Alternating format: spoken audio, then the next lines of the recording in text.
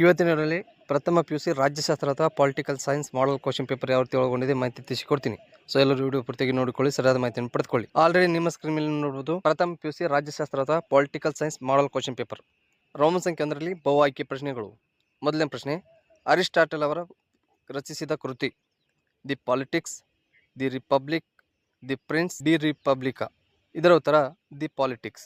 ರಾಜ್ಯ ಎಂಬ ಪದವನ್ನು ಮೊದಲು ಬೆಳೆಸಿದವರು Socrates, Plato, Aristotle, Machiavelli. Option C Aristotle. ಸ್ವಾತಂತ್ರ್ಯ, ಸಮಾನತೆ ಮತ್ತು ಭ್ರಾತೃತ್ವ ಆದರ್ಶಗಳನ್ನು ಎತ್ತಿ ಹಿಡಿಯುವ ಕ್ರಾಂತಿ.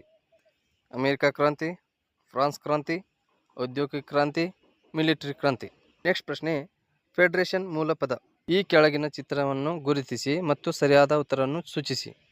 ಸರ್ವೋಚ್ಚ ನ್ಯಾಯಾಲಯ, ಉಚ್ಚ ನ್ಯಾಯಾಲಯ, ಕೌಟುಂಬಿಕ ನ್ಯಾಯಾಲಯ, ಕಂದಾಯ ನ್ಯಾಯಾಲಯ. ಬಿಟ್ಟ ಸ್ಥಳಗಳು ಇಲ್ಲಿ ಕೂಡ ಇಂಪಾರ್ಟೆಂಟ್ ಆಗುತ್ತೆ.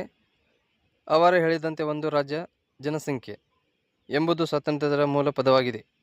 ಆ ಲಿಖಿತ ಸಂವಿಧಾನಕ್ಕೆ ಒಂದು ಉತ್ತಮ ಉದಾಹರಣೆ. ಬರೀರಿ. ಪ್ರಾಯೋಗಿಕ ಅಧ್ಯಯನ, ಸುಗ್ರೀವಾಜ್ಞೆಗಳು, ಪುರಾತನ ನಿರೀಕ್ಷಕತ್ವ, PIL, ಪಂಚಾಯಿತಿಯ ಆಡಳಿತಾಧಿಕಾರಿ. ಈಗ ಇಂಪಾರ್ಟೆಂಟ್ ಪ್ರಶ್ನೆ, ಪ್ರತ್ಯಕ್ಷ ಪ್ರಜಾಪ್ರಭುತ್ವ ಅರ್ಥವನ್ನು ನೀಡಿ. ರಾಜ್ಯಗಳಿಗೆ ರಾಜ್ಯಪಾಲರು ಯಾರು ನೇಮಿಸುತ್ತಾರೆ? ಭಾರತ ಉಪರಾಷ್ಟ್ರಪತಿಗಳ ಅಧಿಕಾರಾವಧಿ ಎಷ್ಟು? ಮೇಲ್ಮನವಿ ಎಂದರೇನು? ಭಾರತದಲ್ಲಿ ಕೌಟುಂಬಿಕ ನ್ಯಾಯಾಲಯ ಕಾಯ್ದೆ ಯಾವಾಗ ಜಾರಿಗೆ ಬಂದಿತು? ಸೊ ಇದರ ಬಗ್ಗೆ ಜಾಸ್ತಿ ಎಕ್ಸ್ಪ್ಲೇನ್ ಮಾಡೋದಿಲ್ಲ, ಒಂದೊಂದು ಪೇಜ್ ಸ್ಕ್ರಾಲ್ ಮಾಡ್ತಾ ಇದ್ದೀನಿ, ನೋಡಿಕೊಳ್ಳಿ.